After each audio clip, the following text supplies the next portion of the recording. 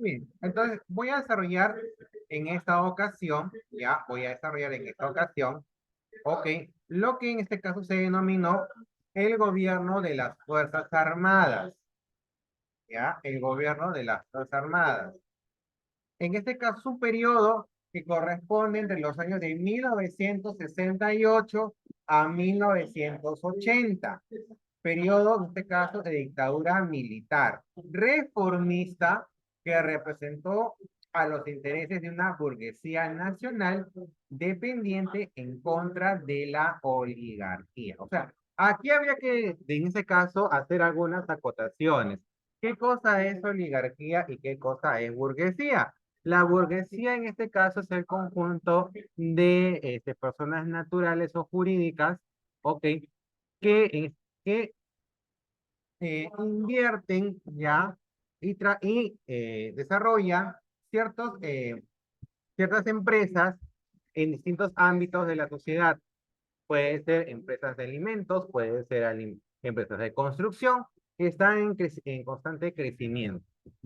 La oligarquía son familias,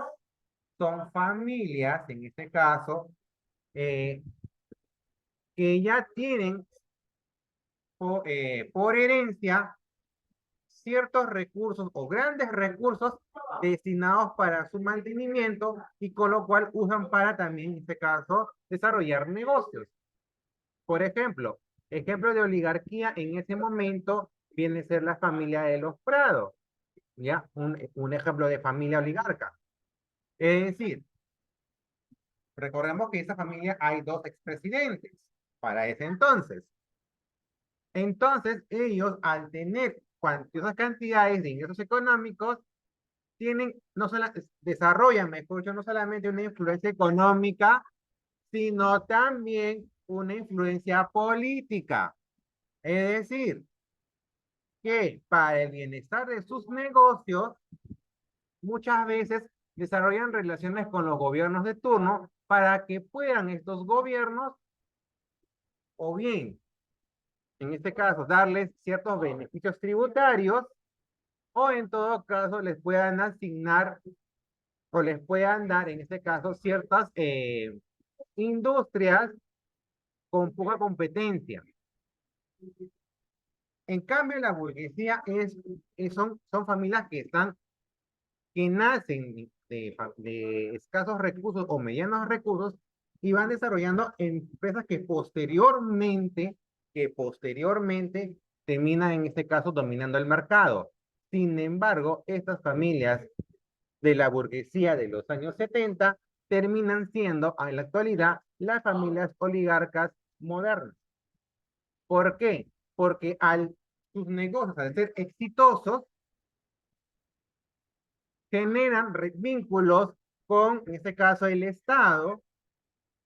¿Para qué? Para que les puedan o bien reducir beneficios tributarios o en todo caso darles concesiones exclusivas.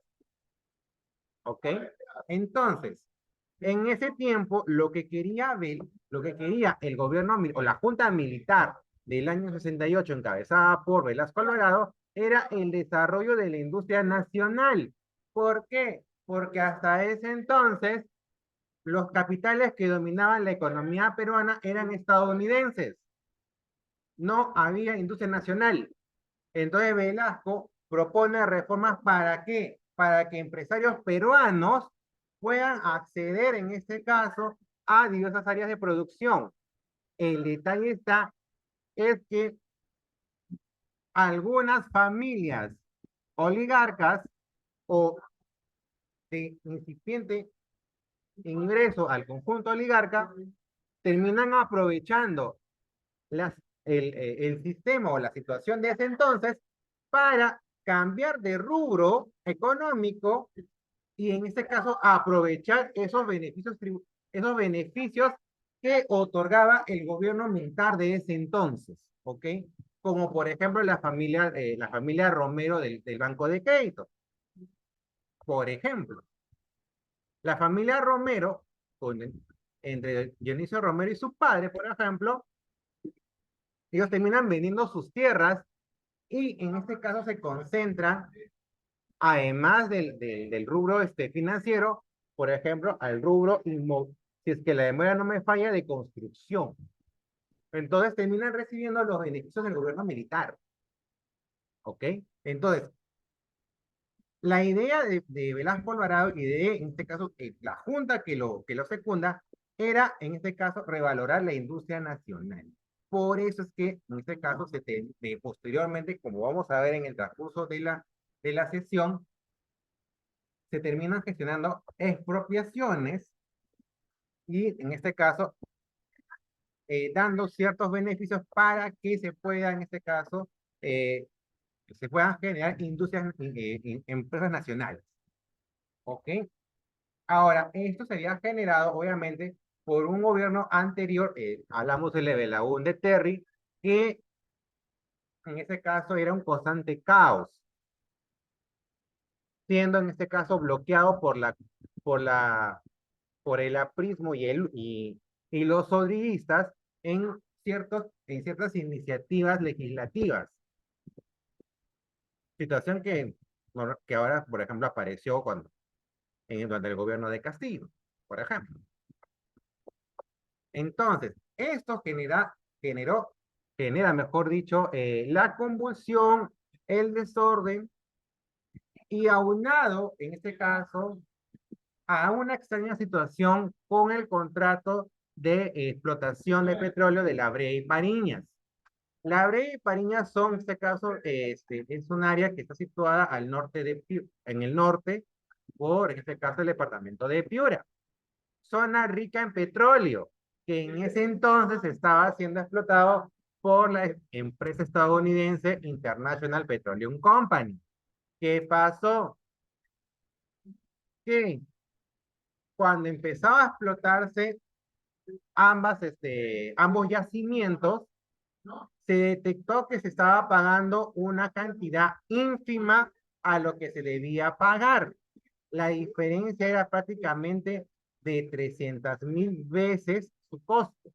Es decir, si la Brea Pariñas pagaba, pongamos, 2 por la explotación del área, el costo real era 300 o más lo que tenía que pagar.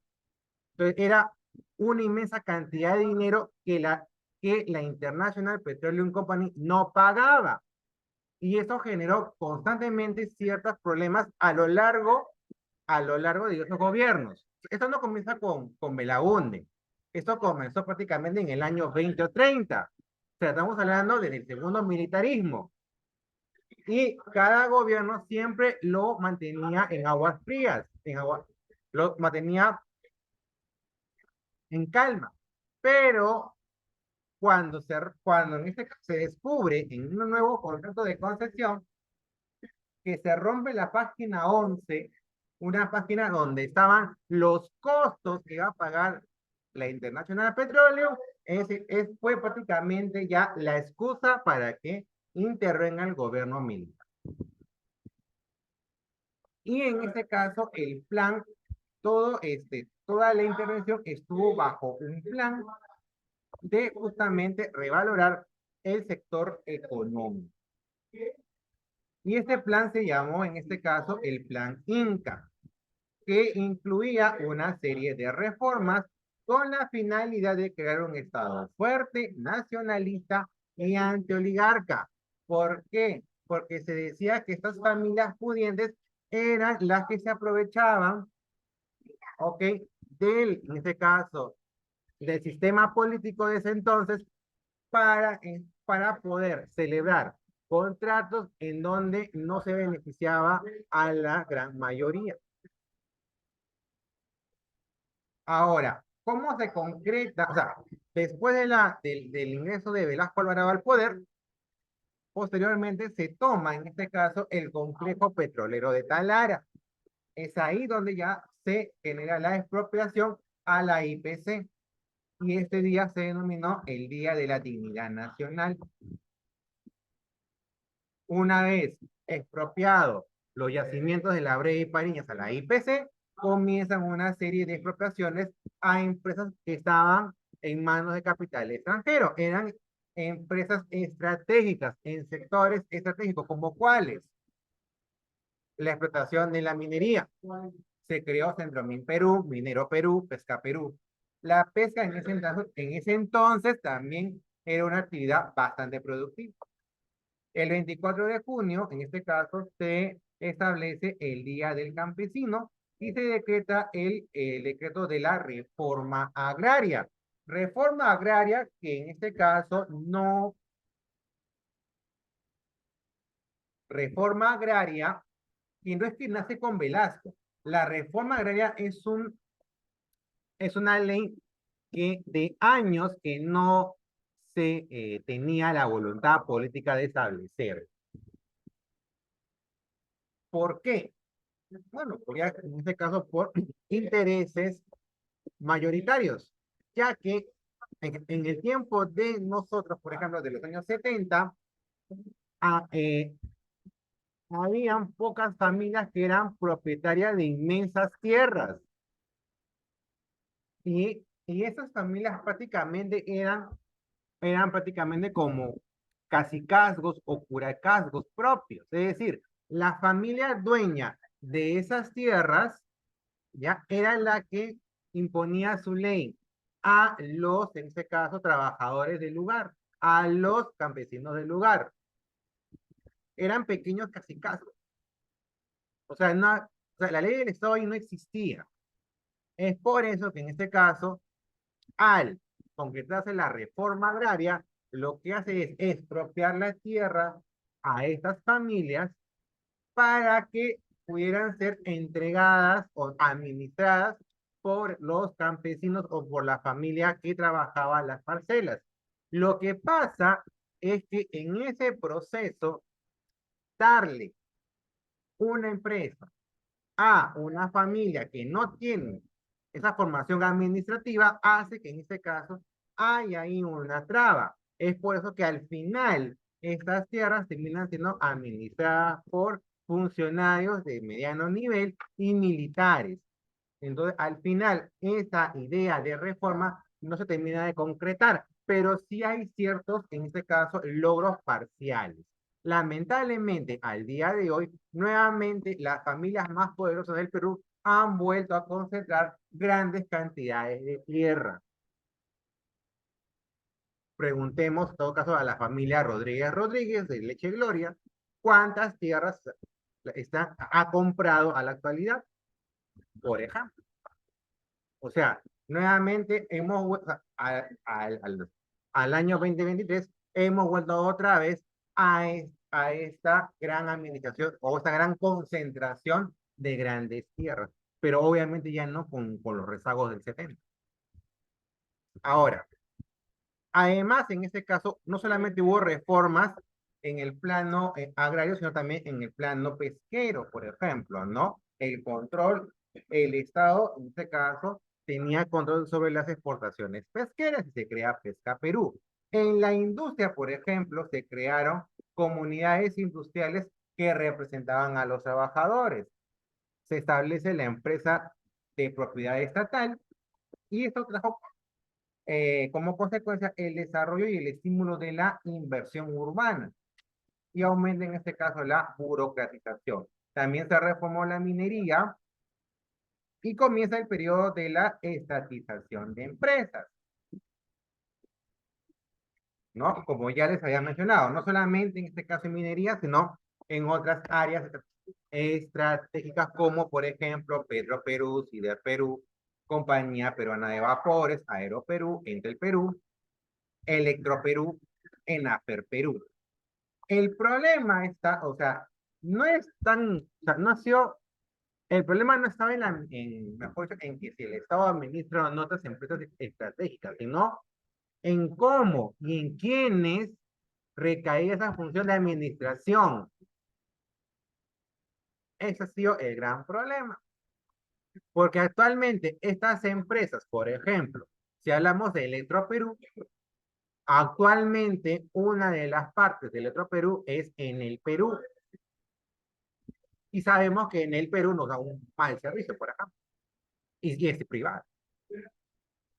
El problema no es si es que la empresa es estatal es mala administradora y la privada es buena administradora. No. El problema está en cómo gestionas esa administración. Ya tenemos una mala experiencia estatal, pero la privada tampoco es de las mejores. Si no, preguntemos, por ejemplo, los beneficios que tenemos con Cálida, que es de las peores empresas que, por ejemplo, me ha tocado enfrentar. Bueno, entonces sigamos. De ahí, por ejemplo, ya también el Estado tuvo que controlar los medios de comunicación como prensa, radio y televisión, ¿no? Se estableció el Estatuto de la Libertad de Prensa. Ahora, ¿por qué? ¿Por qué el control de los medios de comunicación? Porque los medios de comunicación, en este caso, la familia, ¿quiénes lo controlaban? Las familias oligarcas. Entonces, había una necesidad estratégica de, en este caso, que el mensaje que llegara a la población no fuera un mensaje, en este caso, distorsionado. Ahora, dirá, pero profesor, pero por el contrario, si el Estado lo administra, en todo caso también va a haber censura en la información. Sí, es obvio. O sea, ni uno ni otro. O sea, no está tan tampoco mezquino de decir que el gobierno militar de ese entonces no iba en este caso tal vez por ejemplo, a censurar, por decir, ¿no? Las deportaciones que hubo. O sea, aquí en política no hay ni blanco ni negro, hay grises, ¿ya? Y siempre lo va a haber. Política es el arte de, en este caso, llegar a acuerdos. Y muchas veces los acuerdos a los que se llega no van a gustar a todos. Y a veces tienes que negociar con el diablo. Es así.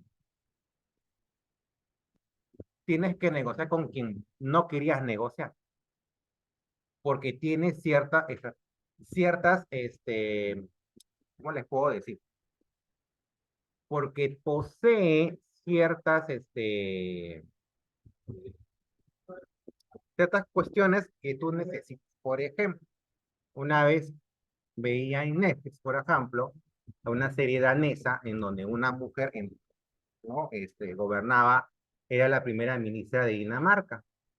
Y ella era una corriente progresista. Pero para poder llegar al poder, tuvo que, en este caso, hacer acuerdos con un partido que era de extrema derecha y le tuvo que ceder ciertas cosas. Eso es política. Lamentablemente, no se va a poder, o sea, vas a tener que negociar con el diablo. Es así. Por eso que si bien no está bien la censura a los medios de comunicación, pero era la manera de evitar, en este caso, distorsiones en el mensaje del gobierno militar. Si no, veamos, por ejemplo, el periodo de Castillo. Todas toda la maraña de información que se tejió, muchas de ellas no es tan verdadera que digamos, por ejemplo. Ahora, eso no nos quita